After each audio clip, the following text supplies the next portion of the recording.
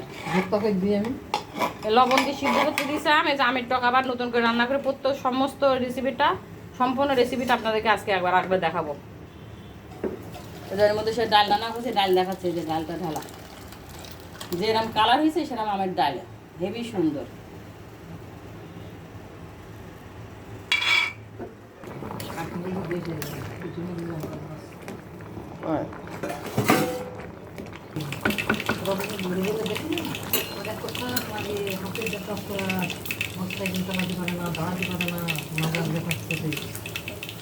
গুড় দিলাম,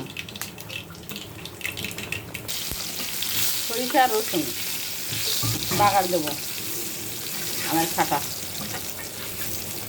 অনেক দিন পরে রান্না করলাম আবার। ফাইনালি আমার আমের টক শেষ হওয়া। এই যে কি সুন্দর হয়েছে কালারটা, অতি চমৎকার, খাইতেও চমৎকার।